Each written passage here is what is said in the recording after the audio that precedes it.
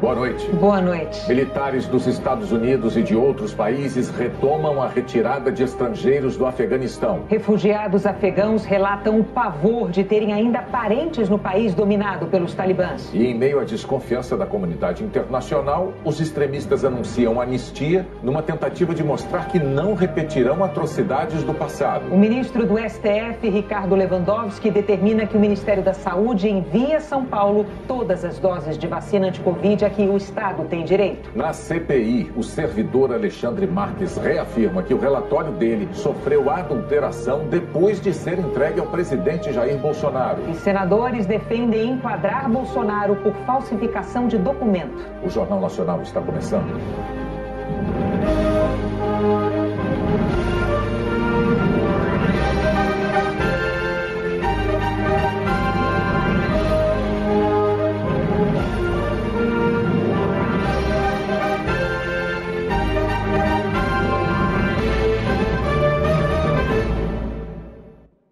Soldados dos Estados Unidos e de países aliados assumiram o controle do aeroporto internacional de Cabul.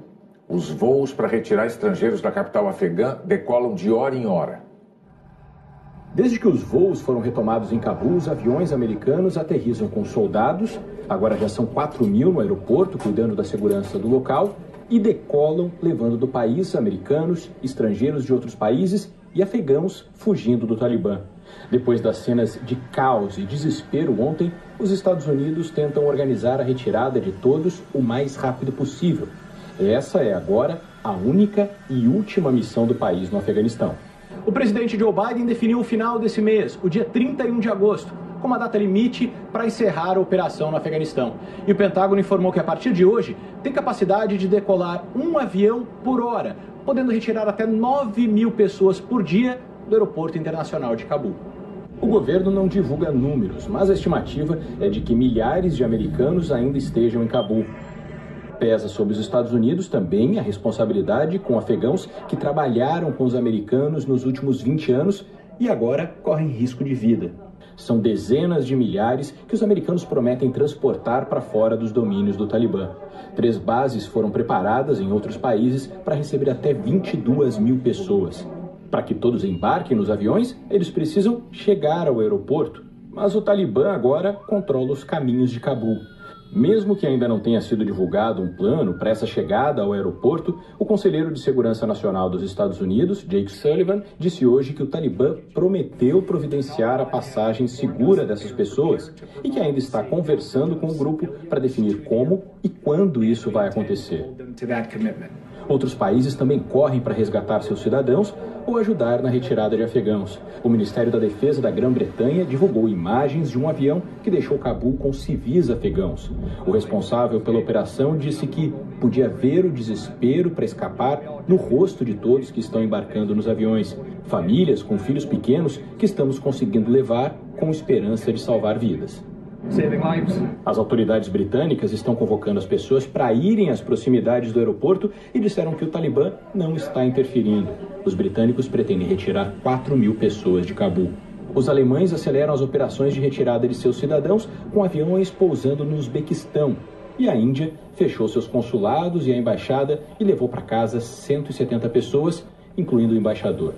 Antes que esses voos pudessem ser organizados, um drama se desenrolou na pista de decolagem. Quando os afegãos começaram a invadir o aeroporto no domingo, centenas chegaram a um avião cargueiro americano e forçaram a entrada. O avião tem capacidade para 134 passageiros. Mais de 640 entraram. A tripulação resolveu decolar mesmo assim. E homens, mulheres e crianças, espremidos no chão da aeronave, chegaram em segurança a Doha, no Catar. O temor da volta da brutalidade do Talibã também leva pessoas a tentar escapar por terra. Centenas, incluindo mulheres e crianças, cruzaram a fronteira com o Paquistão nos últimos dias. A Aliança Militar do Ocidente declarou hoje que a culpa do colapso das Forças Armadas e do governo afegão foi a falta de lideranças locais e que o exército não quis lutar. A OTAN ajudou a treinar 300.000 militares afegãos na última década e disse ainda que o Talibã não pode permitir o retorno de grupos terroristas ao país. Enquanto isso, os extremistas seguem tentando convencer os afegãos de que eles vão levar uma vida normal, inclusive dizendo que mulheres podem voltar ao trabalho. Mas as ruas, agora patrulhadas com carros da polícia, que levam a bandeira do Talibã, permanecem pouco movimentadas e sem mulheres, enquanto todos tentam se adaptar à nova realidade e entender qual vai ser o futuro do país. O chefe político do Talibã voltou hoje ao Afeganistão depois de 20 anos e tentando apresentar um discurso mais moderado. O grupo extremista anunciou anistia geral e prometeu que não haverá represálias contra a população. A primeira entrevista de um porta-voz do Talibã, depois da retomada do poder no Afeganistão, foi concedida a uma mulher, a única apresentadora da TV afegã. O grupo extremista que massacrou os direitos femininos quando controlou o país entre 1996 e 2001, agora tenta passar ao mundo uma mensagem conciliadora. Até agora, o Talibã não causou nenhum problema. A tentativa de manter o tom mais moderado também marcou a primeira coletiva do grupo à imprensa. O principal porta-voz dos extremistas disse que as mulheres são parte essencial da sociedade, mas o Talibã, que segue uma interpretação distorcida do Alcorão, fez uma ressalva. Vamos garantir todos os direitos delas dentro dos limites do Islã. A promessa de manter a imprensa independente também veio com uma condição: desde que não vá contra os valores nacionais. Perguntado sobre as atrocidades cometidas quando o grupo controlou o país, Zabihullah Mujahid respondeu: eram tempos de guerra. Antes, um integrante de uma recém-instaurada Comissão Cultural Afegã anunciou uma anistia generalizada, especialmente para os afegãos que integravam o governo anterior ou apoiaram a ocupação americana. Na prática, essa versão mais equilibrada do Talibã parece se limitar às telas de TV. Nas regiões dominadas pelo grupo extremista nos últimos dias, começam a surgir relatos de novas violações dos direitos humanos, principalmente contra as mulheres. Essa professora diz que as mulheres já foram proibidas de ir ao mercado sem a companhia de um parente do sexo masculino na província de Takhar. E afirma que muitas vão morrer porque são viúvas e não tem quem cuide delas. Esta ativista dos direitos das mulheres conta que reuniu as amigas para falar do futuro, mas diz que tem certeza de que será assassinada pelo Talibã. Essa outra diz que se sente como um pássaro, sempre construindo um ninho que logo será destruído mais uma vez. Eu e outras mulheres temos um mau pressentimento. A representante do parlamento afegão, Farzana Koshai, também está apreensiva. Tenho medo de perder a vida e a liberdade de trabalhar e falar o que penso. E se você não pode trabalhar, falar, sair, não pode dizer que tem uma vida. A Prêmio Nobel da Paz, Malala Yousafzai, quase morreu em 2012 num ataque do Talibã no Paquistão por defender os direitos de meninas frequentarem a escola. Ela lamentou que alunas já tenham que deixar as universidades e que meninas de 15, 12 anos estejam sendo obrigadas a se casar. Malala fez um apelo para que os países abram as portas para os refugiados e mandou um recado para o presidente americano. Biden tem que tomar medidas corajosas para proteger o povo. Temos que lembrar que quem mais sofreu sempre foram os civis inocentes do Afeganistão. O analista político Richard Fontaine afirmou que só o futuro dirá como será o verdadeiro governo talibã. Quando o controle estiver consolidado, o Talibã sentir que a situação política se estabilizou e os americanos tiverem deixado o país por completo, aí sim veremos o que o grupo realmente quer e não apenas o que diz. Then we'll see what the Taliban really wants to do as opposed to what it has been saying now. Afegãos que deixaram o país bem antes da volta do Talibã temem pela vida dos parentes e dos amigos que ainda estão lá. Um avião militar chegou a Roma com 70 funcionários da Embaixada da Itália em Cabul, inclusive afegãos, como esse médico, o Alif. A entrevista dele ajuda a entender o tamanho do problema. Nossos hospitais estão abandonados, não tem remédios, os doentes estão morrendo, as crianças não têm comida. 70% da população vive na pobreza. É um desastre total. Qual é a esperança para o seu país? Perguntou uma repórter. Agora, depois de 20 anos, você me pergunta sobre esperança? Você não pode fazer essa pergunta. Alef questiona, assim como muitos afegãos, para que serviram afinal as 2 décadas de ocupação de forças ocidentais no Afeganistão. E fica emocionado ao falar dos parentes, das amigas e dos amigos que ainda não conseguiram sair de lá. Eu estou preocupado com meus colegas. Eles estão morrendo, arriscam a vida de toda a família. A Europa se prepara para enfrentar uma nova crise migratória, como a de 2015, agravada pela guerra na Síria. O governo britânico prometeu hoje lançar um programa para facilitar os pedidos de asilo de quem vier do Afeganistão, principalmente mulheres e crianças. A União Europeia tem conversado sobre isso também. Hoje, os ministros das relações exteriores dos países do bloco fizeram uma reunião só para falar sobre o assunto. Em Genebra, o Alto Comissariado da ONU para os Direitos Humanos mostrou preocupação com a segurança dos afegãos, especialmente os que trabalharam pelos direitos humanos no país e ajudaram a melhorar a vida de milhões.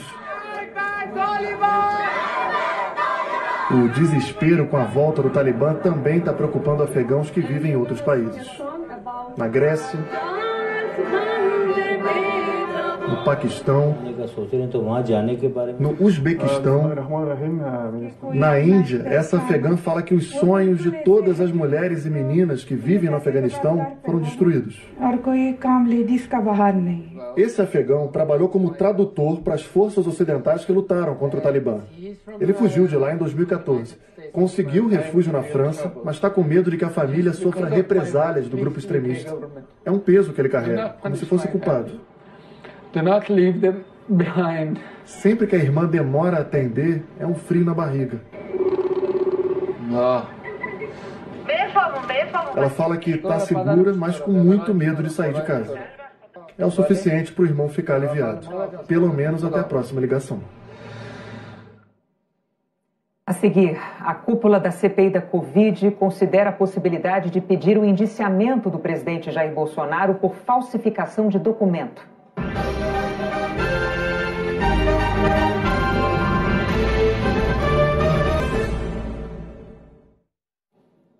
A taxa de transmissão do coronavírus no Brasil está abaixo de 1 pela 8ª semana seguida, segundo o Imperial College de Londres. Isso é um indicador de desaceleração da pandemia no país. O índice de 0,98 significa que, teoricamente, cada 100 pessoas contaminadas transmitem o vírus a outras 98. Mesmo assim, o Brasil ainda tem uma das maiores taxas de mortalidade por Covid no mundo. As armas mais poderosas contra o inimigo ainda estão por toda parte. Mas depois de quase 1 ano e meio de restrições, é visível que baixamos a guarda. Muito tempo de sacrifício produz, especialmente em adolescentes, pessoas de terceira idade, para aqueles em relação aos quais o sacrifício foi muito grande. Essa aproximação do fim, com a queda das taxas de letalidade, contaminação, ela cria assim, um sinal verde para suspensão de cuidados. Um comportamento que, segundo os especialistas, é influenciado pela melhora no ritmo de vacinação e por números positivos. Um boletim divulgado pelo Observatório Covid da Fiocruz mostra que, pela primeira vez desde outubro do ano passado, todos os estados brasileiros estão com taxas de ocupação de leitos de UTI abaixo de 80%. Os estados de Mato Grosso, com 79%, e de Goiás, com 78%, registram as maiores taxas de ocupação de leitos de UTI. Por outro lado, 14 estados têm índices abaixo de 50%. O cenário vem melhorando, mas ainda é crítico. O Brasil registra uma das taxas de letalidade mais altas do mundo. Na comparação com os países com mais de 100 milhões de habitantes, apenas a Indonésia registra mais mortes por dia do que o Brasil. Na média móvel dos últimos 7 dias, são 843 óbitos no Brasil contra 783 da Rússia 678 dos Estados Unidos e 535 do México. Na lista dos países com mais mortes por milhão de habitantes, o Brasil continua subindo e já está na 5ª posição. No começo de abril, éramos o 18º. A medida de proteção... O virologista Renato Santana, professor da Universidade Federal de Minas Gerais, lembra que só 1 em cada 4 brasileiros está com a vacinação completa. E alerta, mesmo quem tomou as 2 doses ou dose única, deve continuar se protegendo. A gente tem que lembrar que as vacinas, elas não lhe protegem de adquirir o vírus e transmitir os vírus, mas sim de hospitalizações, internações e casos graves, além de óbitos. Somado a isso, a gente ainda tem algumas variantes novas que estão sendo introduzidas no Brasil, principalmente a variante Delta, né, que tem uma taxa de transmissão muito mais alta e que pode ser transmitida principalmente para as pessoas que não foram vacinadas. A regra é a mesma para vacinados e não vacinados. A gente ainda tem que utilizar máscaras e continuar com as medidas de higiene pessoal, além de evitar a aglomeração. O Estado de São Paulo encerrou as restrições que impunha ao comércio e ao setor de serviços. Volta ao trabalho na oficina que fabrica e monta estandes para feiras e congressos. A partir de hoje, elas estão liberadas. Com exceção de grandes shows e eventos esportivos, comércio e serviços no estado de São Paulo não tem mais limitações de horário nem de capacidade. O grande centro de convenções, ainda deserto, se prepara para reabrir. Um vazio imenso, como o deste pavilhão de exposições, desocupado desde o dia 17 de março de 2020. No caso das feiras, como as que são feitas aqui, a retomada, mesmo com todos os protocolos de segurança, as restrições, ainda deve demorar um pouco. A preparação depende de muito planejamento das empresas envolvidas, organizadores, expositores. As primeiras feiras estão previstas para novembro. Hoje, este promotor de eventos visitava o espaço que vai ocupar. Geralmente a gente tem eventos em diferentes meses do ano, né, por conta da pandemia e a aprovação hoje da realização dos eventos pelo governo do estado, a gente vai concentrar a realização de 6 eventos no final de novembro, numa mesma data. O administrador do pavilhão, que ficou ocioso por tanto tempo, diz que o prejuízo foi enorme. Tem um prejuízo muito grande financeiro para todas as empresas, mas eu acho que o mais complexo nisso tudo é o prejuízo dos empregados que perderam o emprego, dos prestadores de serviço que não trabalharam e que tiveram uma dificuldade muito grande de se sustentar nesse período. É um setor que precisa de muitos profissionais dentro e fora dos pavilhões. Desde muito qualificado, né, como arquitetos, engenheiros, mas nós temos também a mão de obra final, que executa o trabalho, que são tapeceiros, marceneiros, né? Nós movimentamos toda uma cadeia quando acontece um evento corporativo, desde o cara que vende pipoca na frente dos pavilhões, aos taxistas, aos restaurantes, aos hotéis. O presidente da União Brasileira dos Promotores de Feiras diz que muitos eventos de menor porte vão acontecer já este mês.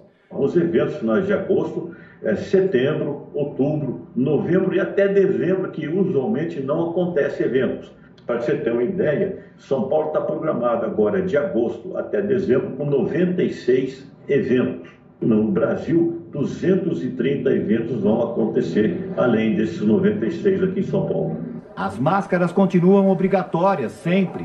A infectologista Miriam Dalben lembra que é preciso muito cuidado neste momento. Se a população colaborar e tiver uma boa adesão às medidas que diminuem a transmissibilidade do vírus, a gente vai conseguir retomar as atividades comerciais sem aumentar tanto a transmissibilidade do vírus. Se a população não contribuir, a gente vai acabar tendo que voltar atrás em medidas mais restritivas. O ministro do Supremo, Ricardo Lewandowski, determinou que o governo federal assegure ao estado de São Paulo as vacinas necessárias para a segunda dose de quem já tomou a primeira. O governo de São Paulo recorreu ao Supremo, alegando que a distribuição de vacinas era proporcional à participação de cada estado na população brasileira e que o Ministério da Saúde mudou o critério, repassando menos doses da Pfizer.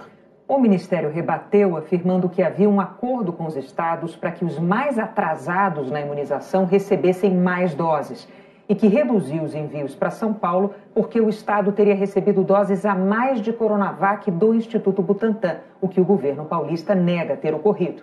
Na decisão a favor de São Paulo, o ministro Lewandowski considerou que houve uma mudança brusca no critério de distribuição e que isso pode comprometer o esforço para vacinar a população.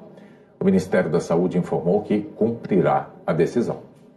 O governo do Rio autorizou a aplicação da vacina da Pfizer em caso de falta da AstraZeneca para a segunda dose. Intercambialidade, uma palavra difícil, mas muito ouvida nos últimos tempos. Ela significa uma vacinação feita com 2 imunizantes diferentes. A primeira dose de um é complementada pela segunda dose de outro. É essa a estratégia da Secretaria Estadual de Saúde do Rio. Uma nota técnica divulgada hoje autoriza os 92 municípios do estado a fazerem uma combinação de vacinas. Caso falte a segunda dose da AstraZeneca, ela pode ser substituída pela Pfizer. Principalmente no cenário de circulação de variante Delta, está autorizado em caráter excepcional, naqueles municípios que houver falta da segunda dose da AstraZeneca, a aplicação da vacina da Pfizer. O Ministério da Saúde já havia autorizado a intercambiabilidade de vacinas em situações de exceção, quando não for possível administrar a segunda dose do mesmo fabricante. E cita estudos feitos em outros países, onde o uso da Pfizer complementando a AstraZeneca indica uma resposta imune considerada robusta. A autorização do governo do Rio chega no momento em que a produção de AstraZeneca pela Fundação Oswaldo Cruz tem ficado abaixo do previsto. De acordo com a previsão inicial do Ministério da Saúde, para junho, a produção da Fiocruz seria de 34 milhões de doses de AstraZeneca, mas ficou em 18 milhões. Em julho seriam 15 milhões, mas também ficou abaixo. Para agosto, 13 milhões de doses, mas a meta foi revisada e, mais uma vez, encolheu. A Fiocruz afirma que no início da produção recebia do laboratório mais lotes de IFA, ingrediente farmacêutico ativo.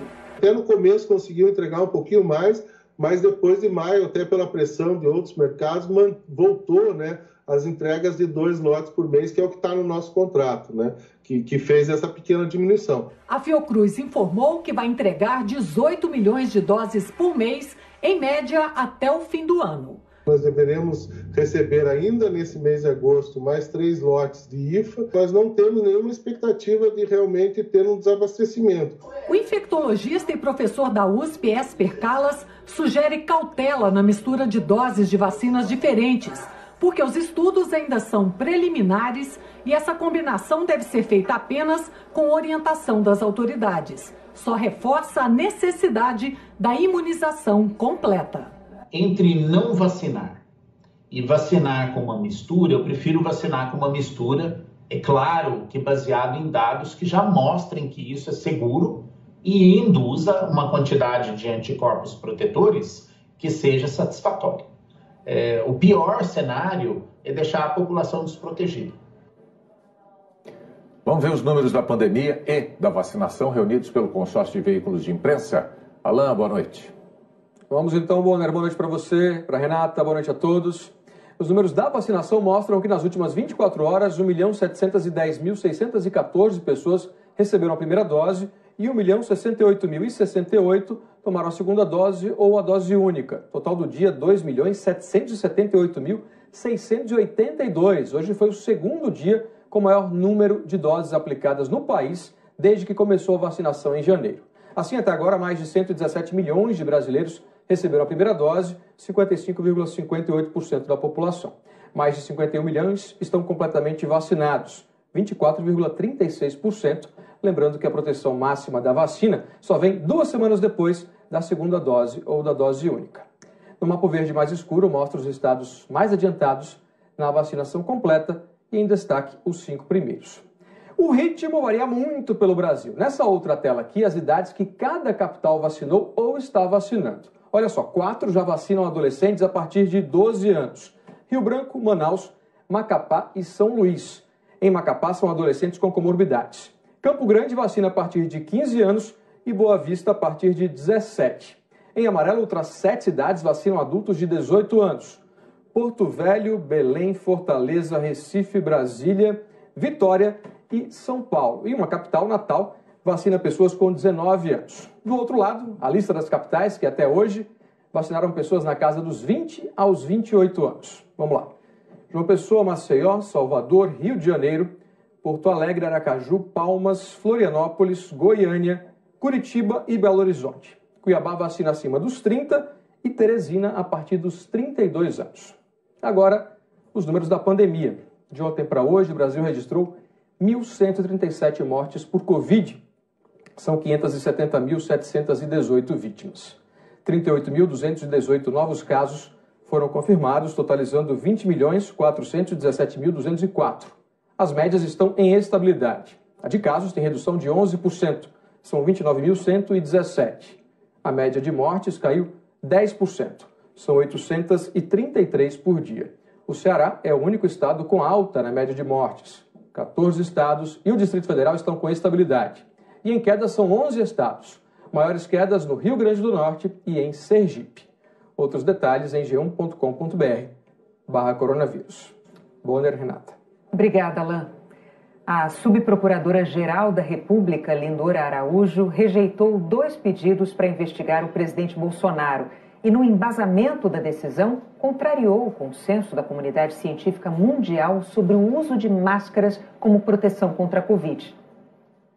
O PT e o PSOL pediram a investigação depois que o presidente Jair Bolsonaro participou de atos com apoiadores sem usar máscara, como determina leis federal e estaduais. Um em maio, no Rio, e o outro em junho, no Rio Grande do Norte, quando Bolsonaro chegou a tirar a máscara de uma criança que carregava no colo. Os 2 partidos ressaltaram que houve infração de medida sanitária preventiva e crime de perigo para a vida. Hoje, a subprocuradora-geral da República, Lindora Araújo, se manifestou sobre os pedidos de investigação e não considerou que o presidente cometeu crime.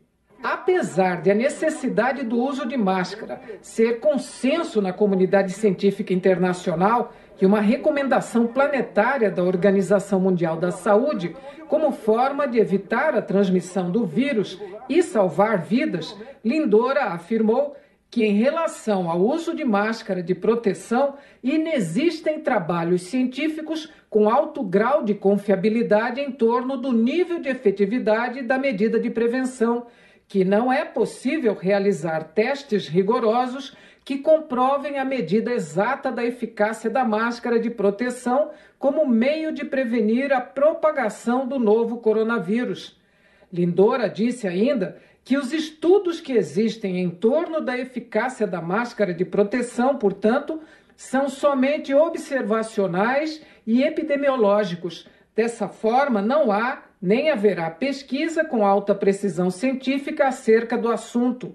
E que o presidente da República, ao participar dos eventos referidos pelos noticiantes, não havia sido notificado para se sujeitar a qualquer das medidas mencionadas acima, mesmo porque, na ocasião, não estava doente nem apresentava sintomas da Covid-19.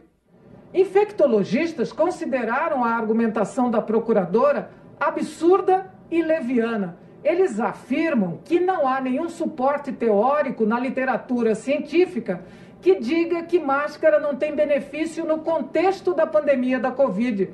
Pelo contrário, os especialistas afirmam que as máscaras são indispensáveis como barreira para a transmissão do vírus. Há alguns equívocos, né? Então, o primeiro é imaginar que o indivíduo que é assintomático não transmite a doença. Esse é um equívoco, claro, a gente tem dados que mostram que sim, os indivíduos assintomáticos podem transmitir a doença. O indivíduo que usa a máscara, se eventualmente estiver infectado, a gente diminui o risco de que ele transmita o vírus a quem está ao seu redor.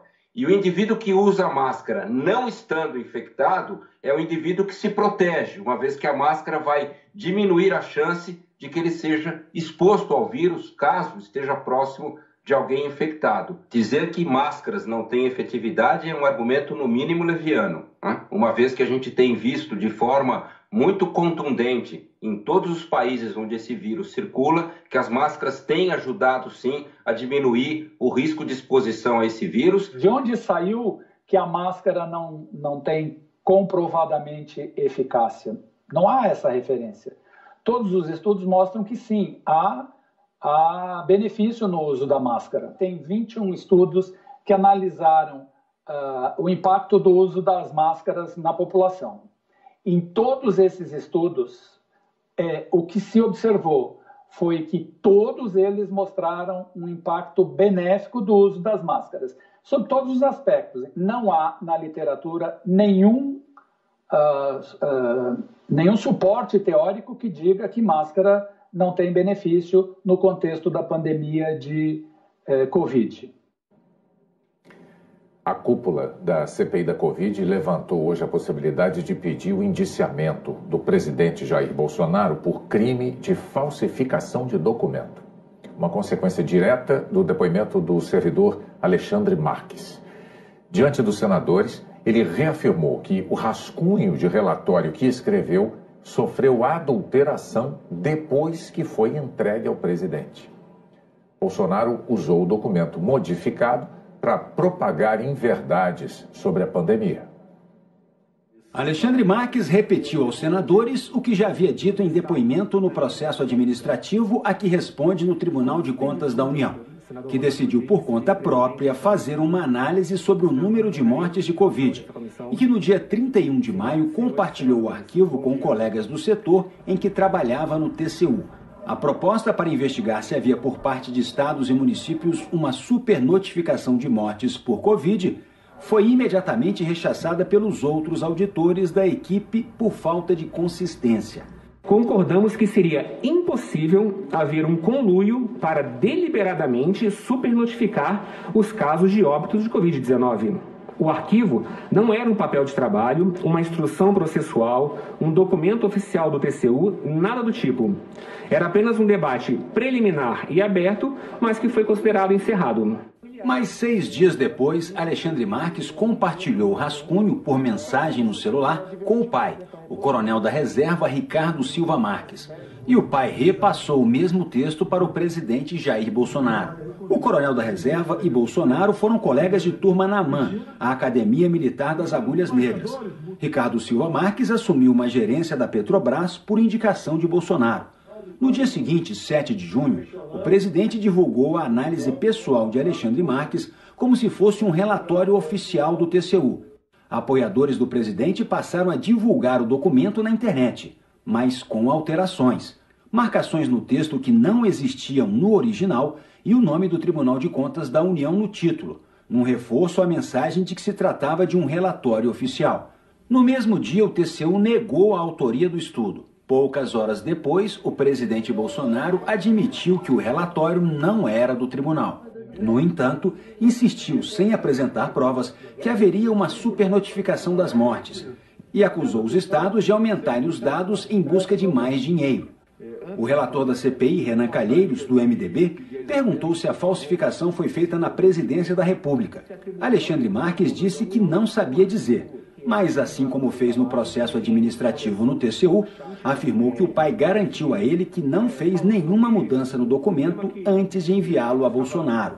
Vossa Senhoria declarou em seu interrogatório também que ficou atônito com o discurso do presidente da República, em que se divulgou seu relatório, seu documento, seu material. Vossa Senhoria disse que o discurso do presidente da República foi totalmente irresponsável e lhe causou indignação. Vossa Senhoria confirma isso? Sim, senhor, eu confirmo que falei isso no depoimento. Vossa Senhoria pode detalhar esse espanto, essa indignação?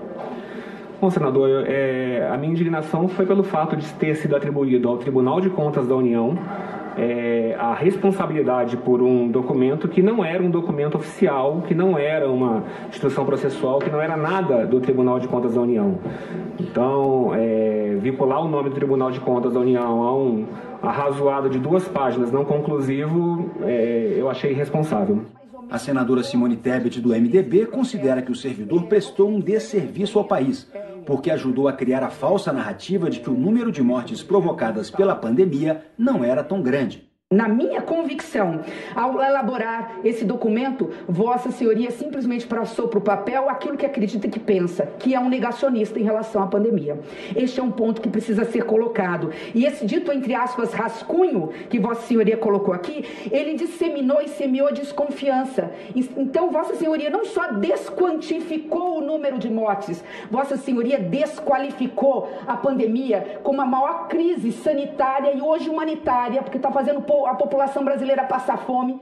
O líder do governo no Senado, Fernando Bezerra Coelho, do MDB, defendeu a atitude do servidor e voltou a levantar dúvidas sobre o número de mortes pela Covid. A referida fraude de desvio dos recursos federais para a Covid é exatamente o objeto de investigação desta CPI.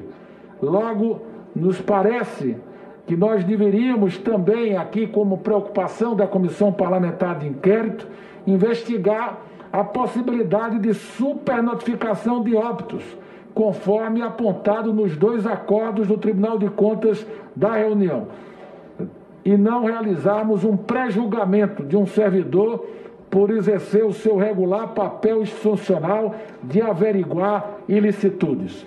A CPI vai fazer uma perícia nas mensagens trocadas entre o servidor Alexandre Marques, o pai dele, o coronel Ricardo Silva Marques, e o presidente Jair Bolsonaro. Mas o relator Renan Calheiros e o vice-presidente Randolfo Rodrigues consideram que já há elementos suficientes para pedir o indiciamento do presidente Bolsonaro por falsificação de documento. É lamentável também constatarmos sempre a ocorrência de novos crimes no âmbito dessa comissão parlamentar de inquérito. Já foram charlatanismo, já foi curandarismo, já foi infração à ordem sanitária.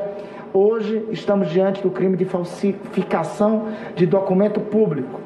E os indícios, lamentavelmente, levam à figura de Sua Excelência, o senhor presidente da República, conforme consta no artigo 297 do Código Penal. A CPI também decidiu cancelar a cariação entre o ministro Onyx Lorenzoni e o deputado Luiz Miranda, que denunciou irregularidades no contrato para a compra da vacina Covaxin. Os dois apresentaram versões diferentes sobre a documentação enviada pela Precisa Medicamentos para o Ministério da Saúde, mas os senadores consideraram que a cariação não traria fatos novos. Amanhã a comissão vai ouvir o advogado da Precisa, Túlio Silveira. O ministro da Defesa, Braga Neto, prestou depoimento hoje em 3 comissões da Câmara dos Deputados. Ele negou ter ameaçado impedir a realização de eleições no ano que vem. E falou também sobre a nota que divulgou para repudiar declarações do presidente da CPI da Covid.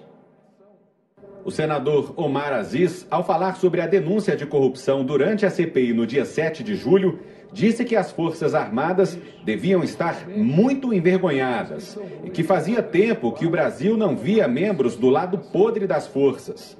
Mais tarde, ainda na CPI, Aziz voltou ao assunto. Disse que não estava generalizando, que há comandantes brilhantes nas Forças Armadas e destacou o papel dos militares, especialmente na Amazônia, estado dele. A resposta de Braga Neto veio poucas horas depois por meio de uma nota, assinada também pelos comandantes da Marinha, Exército e Aeronáutica. Em repúdio às declarações, o texto dizia que elas desrespeitaram as Forças Armadas.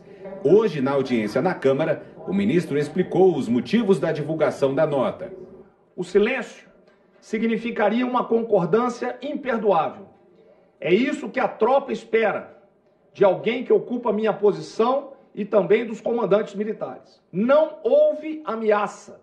Em momento algum, a mensagem teve por objetivo desrespeitar o Senado ou os senadores. Braga Neto negou ter feito ameaças à realização das eleições no ano que vem, caso o Congresso Nacional não aprovasse o voto impresso, e que considera o assunto encerrado. Reitero que eu não enviei ameaça alguma. Não me comunico com presidentes dos poderes por intermédio de interlocutores. Considero esse assunto resolvido, esclarecido e encerrado. Na semana passada, o plenário da Câmara dos Deputados rejeitou a proposta de emenda à Constituição que previa a adoção do voto impresso. Depois de 2 cobranças da ministra do STF, Carmen Lúcia, o Procurador-Geral da República, Augusto Aras, informou ontem à noite que abriu uma apuração preliminar para saber se o presidente Jair Bolsonaro teria cometido o crime ao usar uma TV pública para atacar o sistema eleitoral brasileiro. Cabe ao Procurador-Geral avaliar se há elementos que levem à abertura de um inquérito. A seguir, as mudanças no imposto de renda em debate na Câmara.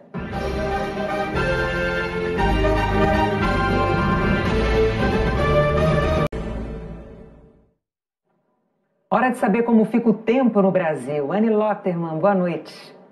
Oi, Renata. Boa noite para você, para o Bonner. Boa noite a todos. Começo destacando o calor de hoje.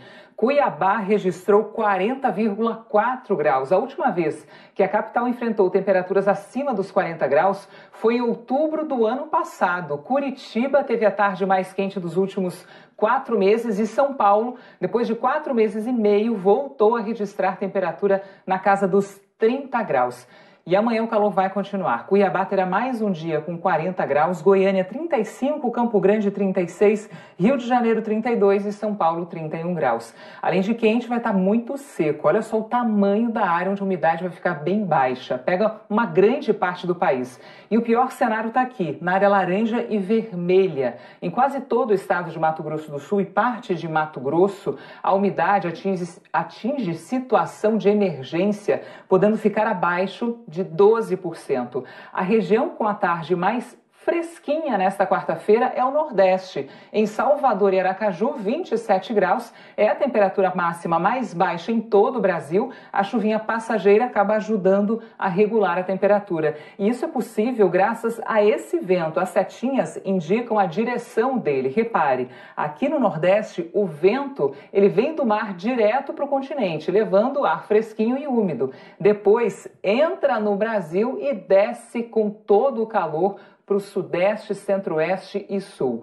Pode chover do Rio Grande do Norte até o Espírito Santo, do Maranhão até o norte de Rondônia e do Rio Grande do Sul até Santa Catarina. E ela chega com mais força na região de Tramandaí e Rio Grande, no Rio Grande do Sul. Em Maceió, Boa Vista e Manaus, pancadas bem rápidas. E será que o inverno ainda volta a dar o ar da graça, Anne? Pois é, ainda volta bem fraquinho, viu, Renata? Até tem uma frente fria se aproximando do Rio Grande do Sul na quinta-feira. Aí olha o que vai acontecer. Em Porto Alegre, amanhã a temperatura máxima chega aos 28 graus, na quinta 33 e aí depois disso esfria. No sábado não passa dos 19 graus. Curitiba, amanhã esquenta mais que hoje, máxima de 29, quinta e sexta 30 graus e no sábado cai para 25. Não esfria tanto e isso aqui indica que a frente fria ela não vai ter força para subir, ou seja, vai continuar quente no Sudeste e no Centro-Oeste nos próximos dias, Renata. Obrigada, Anne. Até amanhã. Obrigada. Até amanhã. A Câmara dos Deputados decidiu pela terceira vez adiar a votação do projeto que prevê mudanças no imposto de renda de pessoas físicas e das empresas. O governo enviou o projeto ao Congresso como parte da reforma tributária. No caso das pessoas físicas, as principais mudanças são o reajuste na tabela do imposto de renda e a ampliação da faixa de isenção. Hoje, quem recebe até R$ 1.903 não paga imposto de renda. Pela proposta, o limite de isenção passa para R$ 2.500. O projeto também restringe o uso da declaração simplificada anual do imposto de renda, que concede um desconto de 20% para o contribuinte. Só poderia optar pela declaração simplificada quem tiver renda anual de até R$ 40 mil. Hoje não há limite. Segundo a Receita Federal, quase 7 milhões de contribuintes perderiam o benefício. No caso das empresas, o relator do projeto, o deputado Celso Sabino, do PSDB, ampliou o corte no imposto de renda. A alíquota passaria dos atuais 15% para 6,5% no ano que vem. A proposta inicial do governo previa um corte menor. Cairia de 15% para 12,5% em 2022 e para 10% no ano seguinte. Estados e municípios criticam o projeto. Eles recebem uma parte do imposto de renda e alegam que, com as mudanças, terão uma perda de 26 bilhões de reais em 2023. O Comitê Nacional dos Secretários de Fazenda dos Estados e do Distrito Federal pediu a rejeição do projeto. Os secretários dizem que a proposta prevê uma inadmissível redução de receitas dos estados. e que as mudanças vão representar prejuízo estrutural para o federalismo e danos conjunturais ainda maiores em um momento em que o país luta contra o conjunto de superpostas crises. A Associação das Secretarias de Finanças das capitais afirmou que, se o projeto for aprovado, os municípios sofrerão ainda mais para reorganizar suas contas e, certamente, não terão condições de prestar os serviços básicos para garantir o bem-estar da população. A proposta prevê medidas para compensar a perda de arrecadação do governo. A principal é a tributação de lucros e dividendos, isentos de imposto desde 1995. As empresas passariam a pagar uma alíquota de 20%. Embora o projeto mantenha algumas isenções, como para as empresas do Simples, a avaliação de economistas e parlamentares é que a mudança onera as médias e especialmente as grandes empresas. A discussão do projeto começou à noite, mas sem acordo, apesar das diversas alterações feitas no texto pelo relator Celso Sabino. Já era a terceira tentativa de votação. O deputado Marco Bertaioli, do PSD, defendeu a votação. Disse que a proposta tem medidas que beneficiam as microempresas. É preciso dizer, senhor presidente, e agradecer ao relator Celso Sabino, que atendendo a um pleito de diversos partidos, de diversos deputados, criou uma diferenciação absolutamente saudável entre as microempresas do Brasil, que são as verdadeiras geradoras de emprego. O líder do governo na Câmara, Ricardo Barros, do Progressistas, concordou com o pedido dos partidos da oposição para retirar o projeto de pauta. Disse que antes de votar a proposta, é preciso esclarecer se haverá ou não perdas para os estados e municípios. O deputado Rodrigo Maia disse que, da forma como está, o projeto desestimula investimentos, aumenta impostos para alguns setores e aumenta distorções do sistema tributário brasileiro. Deveríamos, na verdade, estar discutindo outro tema, retomar o debate do corte de despesas, porque esse é o debate correto. Você não onera o setor produtivo e corta dentro do orçamento. Nós não podemos mais onerar o contribuinte, principalmente dessa forma, que você não está garantindo neutralidade. Todos pagam muito imposto nesse Brasil e o que nós precisamos seria simplificar e garantir neutralidade. Nenhuma das duas coisas está sendo feita nesse projeto. E deputados acabaram de aprovar em segundo turno mudanças na lei eleitoral. Os deputados ainda vão votar os chamados destaques, aqueles que podem alterar o texto base. A Zileide Silva está acompanhando e tem os detalhes ao vivo para a gente. Boa noite, Zileide. Boa noite, Renata. Boa noite, Bonner. Boa noite a todos. Olha, a sessão começou por volta das 8 horas e antes de iniciar a discussão da PEC, da proposta de emenda à Constituição, os deputados votaram e aprovaram não seguir com aquele intervalo necessário para iniciar a votação em segundo turno da PEC após a votação em primeiro turno. Bom, e nessa votação em primeiro turno, entre as emendas aprovadas, duas foram consideradas um retrocesso e foram bastante criticadas por muitos parlamentares e especialistas. A proposta traz de volta as coligações, alianças feitas entre os partidos apenas para as eleições proporcionais de deputados e vereadores, arranjos que tinham sido extintos na reforma eleitoral de 2017. A PEC também flexibiliza a cláusula de desempenho. Na próxima eleição, para ter acesso ao dinheiro do fundo partidário e ao tempo de rádio e TV, por exemplo, os partidos terão que eleger no mínimo 11 deputados em 1/3 das unidades da federação. Agora, pelo texto aprovado na Câmara, o partido que eleger no mínimo 5 senadores também cumprirá a cláusula. Nessa conta entram senadores que já estão no meio do mandato. E como os senadores não precisam respeitar a fidelidade partidária, eles poderão trocar de partido para ajudar uma legenda a cumprir a cláusula de desempenho.